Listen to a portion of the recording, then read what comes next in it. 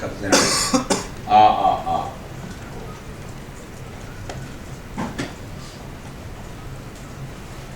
박근혜 대통령이 취임 1주년 담화에서 밝힌 통일준비위원회 구성에 대한 관심이 높아지고 있습니다. 어제도 밝혔듯이 통일준비위원회는 정부와 여당, 야당 그리고 시민사회단체와 각계각층이 참여하는 국민통합적 기구가 돼야 합니다. 민주당은 집권 10년 동안 2차례 정상회담을 하는 등 남북관계와 한반도 평화 문제에 대한 다양한 노하우를 축적하고 있습니다. 여야 모두 민족의 중대 문제인 통일 문제에 대해서는 당리당략적 또는 정략적 차원을 뛰어넘는 민족적 차원에서 접근해야 합니다. 그렇기 때문에 민주당은 통일준비위원회 구성과 운영에서 거당적으로 협조하겠다는 자세를 갖고 있습니다. 통일준비위원회는 구성 단계에서부터 정부와 여당 그리고 야당 또 시민사회와 각계각층이 참여해야 합니다. 이를 위해서 통일준비위원회 구성을 위한 여야정 실무준비팀 구성을 제안합니다. 시작 단계에서부터 여야정이 머리를 맞대고 지혜를 모아야 시행착오도 줄일 수 있고 남남 갈등도 사전에 막을 수 있습니다. 정부 당국의 진지한 검토가 있기를 바랍니다.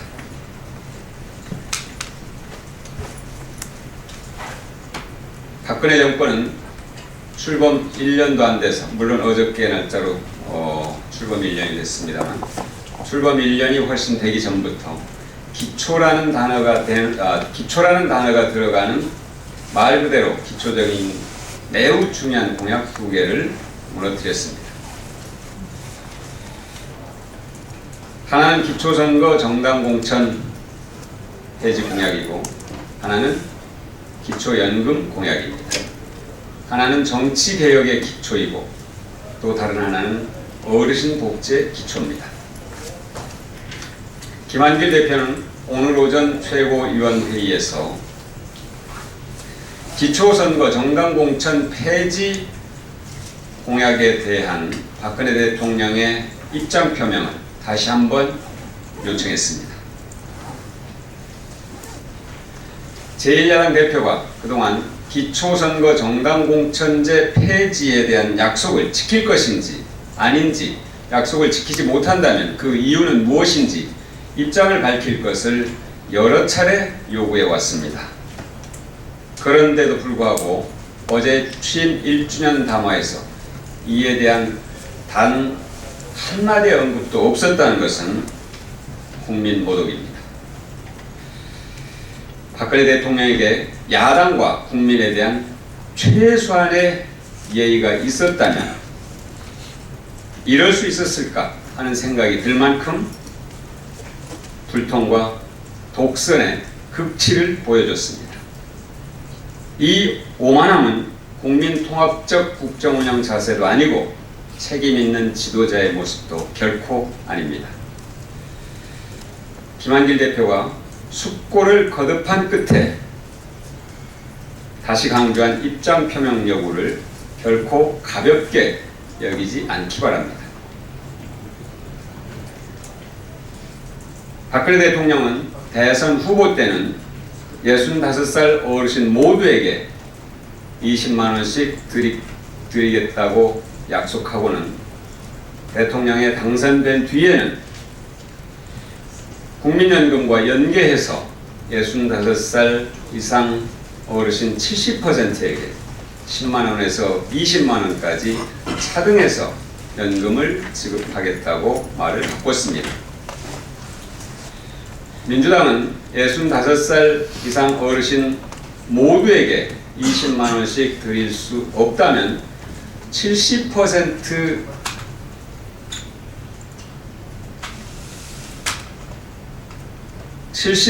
이상 어르신에게만이라도 20만 원씩 똑같이 드리자고 말하고 있습니다. 현행법으로도 7월부터 어르신들에게 65살 이상 어르신 70%에게 20만 원씩 드리는데 아무런 문제가 없고 추가 예산도 소요되지 않습니다. 그런데도 새누리당은 민주당의 반대로 기초연금이 어르신들에게 제대로 지급되지 않을 것처럼 또 거짓으로 어르신들의 마음을 혼란스럽게 하고 있습니다. 새누리당의 연금안은 차별연금이고 불효연금입니다. 민주당의 연금안은 평등연금이고 효도연금입니다. 마을 회관에서 어르신들에게 떡을 나눠드리면서 어떤 분에게는 20개를 드리고 어떤 분에게는 10개를 드린다면 받아들일 수 있겠습니까?